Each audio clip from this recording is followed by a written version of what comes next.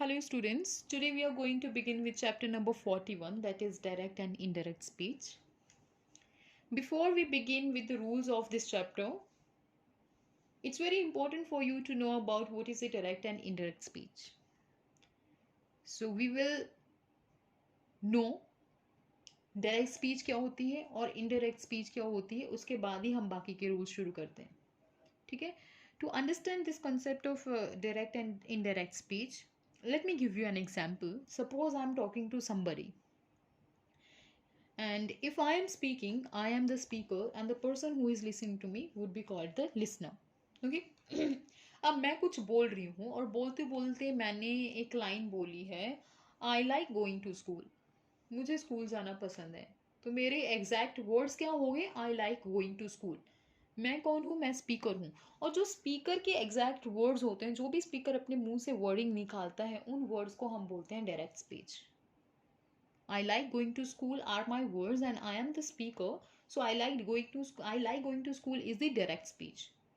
Now the person who was listening to me, he listened to me, and now he is going or she is going to tell the same wording जो मैंने wording बोली है, उसने किसी तीसरे person को जाके बतानी है ये बात.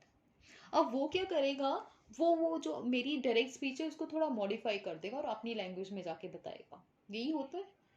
ऐसा तो नहीं है कि किसी ने ये वर्डिंग मेरी सुनी कि I like going to school, तो वही जाके उसने आगे जाके बता दी. वो थोड़े से चेंजेस कर देगा. और जो थोड़ी मॉडिफाइड स्पीच होती है, जो लिसनर किसी तीसरे पर्सन को बता रहा हो, तो उसको हम बोलते हैं इनडायरेक्ट स्पीच. और वो कैसे बताएगा? She said that she liked going to school. अब मेरी वर्डिंग थी I like going to school, उसने क्या बोली? She liked going to school, कि उसको स्कूल जाना पसंद है. मेरी वर्डिंग थी मुझे स्कूल जाना पसंद है या मुझे स्कूल पसंद है. उसकी वर्डिंग थी उसको स्कूल जाना पसंद है. अब मुझे वर्ड किस में चेंज हो गया? उसको. तो ये जो लिसनर जो हमारी जो स्पीकर की स्पीच सुनता है, फिर आगे जाके वो थर्ड पर्सन को जो अपनी लैंग्वेज में जो चीज़ बताता है, उसको हम बोलते हैं indirect speech, which is the modified speech of the listener. Okay, I hope you are clear about the direct and indirect speech now. Direct speech, the exact words of the speaker. Indirect speech, the modified words of the listener being conveyed to the third person. Okay, so this was about what is the direct and indirect speech. Now, how to identify what are the rules to write down direct speech and what are the rules to write down the indirect speech? That's what we are going to discuss in this chapter.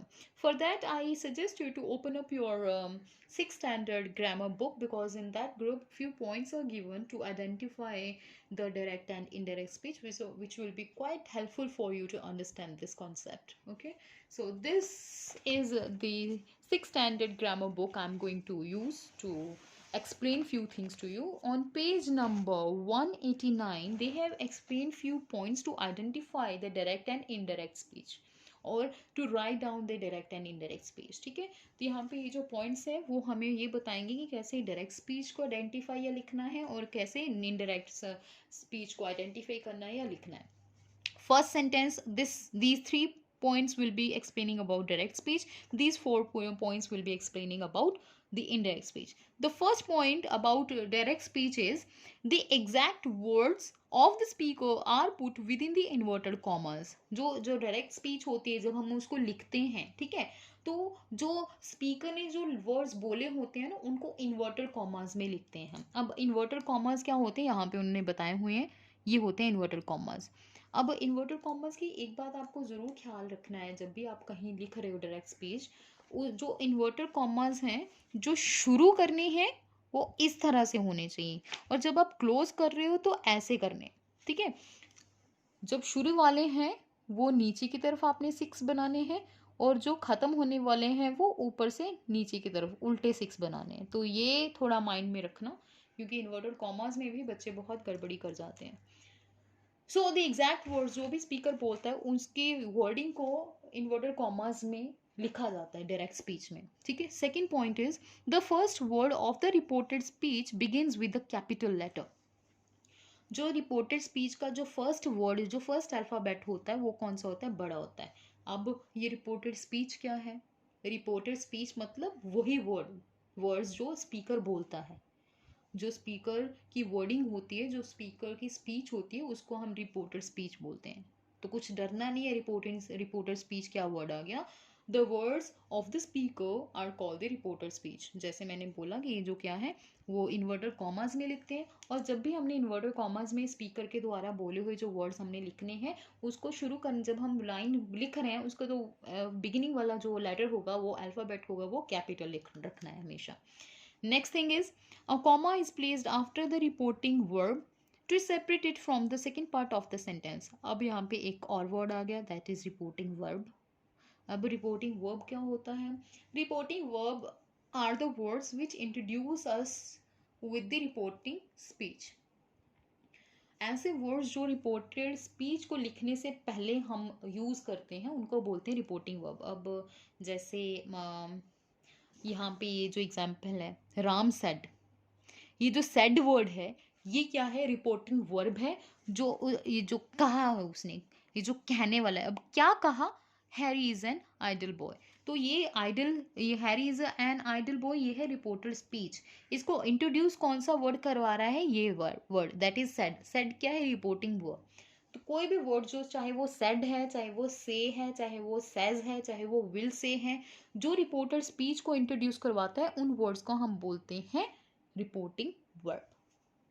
मतलब कहना, राम ने कहा, राम ने request की, राम ने question किया, राम ने order दिया, राम ने कमांड की। तो जो भी ये जो कमांड देना है, या रिक्वेस्ट करना है, या क्वेश्चन पूछना है, या फिर कहना है, कुछ भी, ये जो वर्ड्स होते हैं इनको हम बोलते हैं रिपोर्टिंग वर्ब। ओके, सो जो रिपोर्टिंग वर्ब है उसके बाद उन्होंने बोला है एक कॉमा यूज़ किया जाता है नीचे, किसको? ये जो रिपोर्टेड स्पीच है उसको सेपरेट करने के लिए।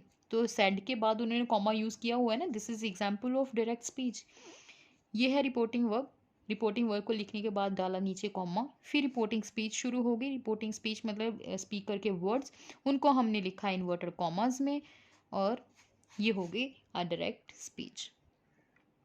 Now these were the 3 points regarding the direct speech. कौन कौन से पॉइंट्स? पहला पॉइंट की स्पीकर के वर्डिंग को हमने इन्वर्टेड कॉमास में लिखना है। दूसरा पॉइंट, जो रिपोर्टर स्पीच है, जो स्पीकर के वर्ड्स हैं, उसको लिखने शुरू करते हुए जो फर्स्ट लेटर होगा वो कैपिटल होगा। जैसे कि यहाँ पे हैरी, हैरी शुरू हो रहा है एच से, एच उन्होंने रखा है कैपिटल। तीसरा पॉइंट जो उसके लिखना है हमने माइंड में, वो क्या है? रिपोर्टिंग वर्ब के बाद छोटा सा नीचे क्या डालना है? नीचे कॉमा, ताकि उसको हम रिपोर्टेड स्पीच से अलग कर सकें।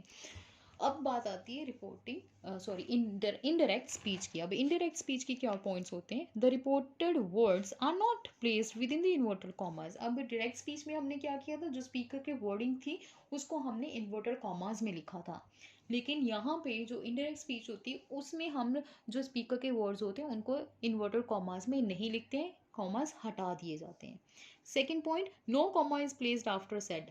जो रिपोर्टिंग वर्ब होती है उसके बाद जो हमने डायरेक्ट स्पीच में नीचे कॉमा यूज़ किया था, ये वाला, वो इनडायरेक्ट में यूज़ नहीं होगा।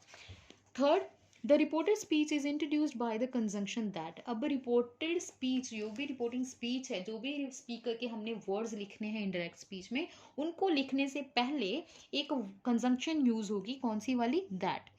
तो ये जो रिपोर्टिंग वर्ब होता है ना, जो सेड से, विल से, या आस्क्ड, या रिक्वेस्टेड, या कमांडेड, उसके बाद हमने एक कंजंक्शन यूज करनी है। कौन सी वाली? दैट। तो वो दैट लिखने के बाद हमने स्पीकर के वर्ड्स लिखने हैं। It's not compulsory always to use that, because in the following sentences, और जो अगर आप डिटेल में डायरेक्ट इनडायरेक्ट करोगे तो कई बार दैट को स्किप भी किया जाता है। अब कब किया जाता है तो वो कभी जब आप डिटेल्स में समझोगे तब आपको चीज़ें समझाएंगे। फिलहाल आपको यही माइंड में रखना है कि ये जो रिपोर्टिंग स्पीच है उसको लिखने से पहले हमने दैट कंजंक्शन यूज करनी है।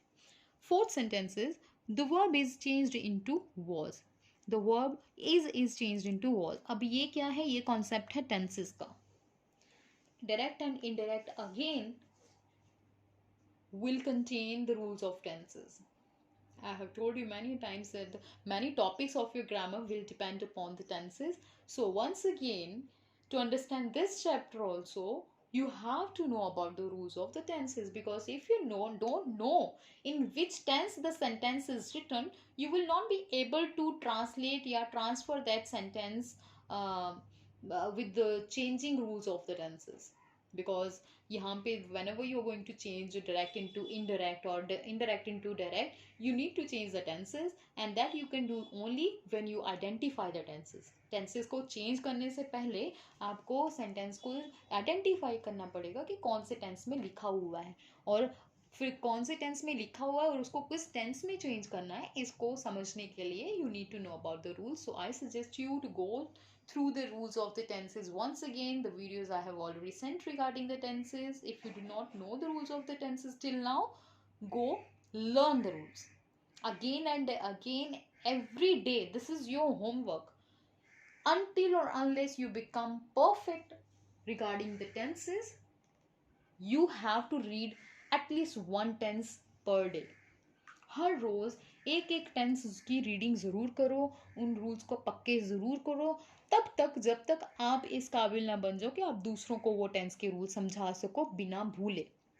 Okay, so in this chapter you need to know about the rules of the tenses, so I suggest you go through the rules and learn the rules once again. So this point is regarding the tenses only, कि tenses भी हमने change करने हैं. जो अब अगर is use हुआ होगा किसी sentence में, तो उसको indirect में change करते हुए वो is किस में change हो जाएगा, was में.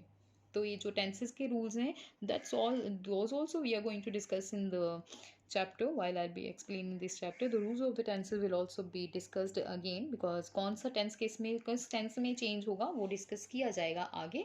These were the basic rules of direct and indirect sentence. ये जो पॉइंट्स थे ये आपके लिए समझना बहुत ज़रूरी है कि डायरेक्ट सेंटेंस को कैसे पहचानना है और इनडायरेक्ट सेंटेंस को कैसे पहचानना है या कैसे लिखना है. So next we are going to discuss about the change of direct sentence into indirect ones, how to change them, what are the rules to change. That's what we are going to do in the next video. Till then, you go through the video. If you have any doubt, you can ask me. Thank you.